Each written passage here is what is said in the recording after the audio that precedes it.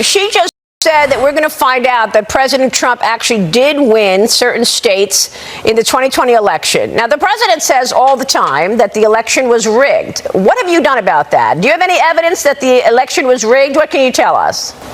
Well, there's a ton of evidence that the election was rigged. That's not something the DOJ needs to tell you about. There's been evidence about that for many, many years. What I can tell you is that we have multiple investigations going on in Arizona, in Georgia, in Fulton County, Georgia, and that's exactly what we're looking at. By the way, this is very difficult because they're very good. They're very good at hiding up misconduct and hiding what they're doing, and so that's why we're very focused on finding out whether the right people voted, whether people who were supposed to vote voted, whether there was one vote cast per voter, and that's what we're doing in multiple states. And I expect, and again, people, you'll say to me, how long is it taking? Why is it taking so long? And the reality, the answer to that is because it takes a lot of work to uncover what happened in 2020. It takes a lot of old, good old-fashioned law enforcement police work, which is what we're doing, and we have great prosecutors working on it as well.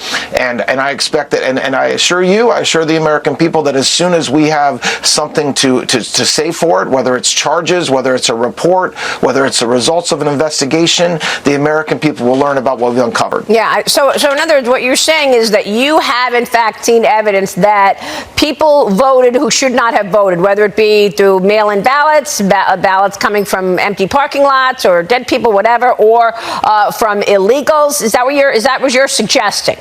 Maria, during the Biden administration, they didn't charge a single individual with illegally voting. Just last year, we charged dozens, and we're investigating a ton more. And so that's exactly what I'm saying. We know that there were people who voted who were not eligible to vote. We've charged some of them. We've charged some of them in the past year. We're investigating a ton more right now. And so that's the tip of the iceberg of what we're doing. Okay. But yes, I can flat out say, because of that yes, that happened. All right, so you believe there will be, at some point, a definitive answer to whether or not the 2020 election was stolen?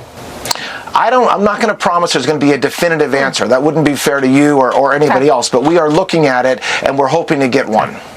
Todd Blanche, we appreciate your time and your work. Of course, our audience is very interested in both of these subjects, so thanks for taking them on, Russia collusion and election integrity. We're watching your work, sir. Thank you.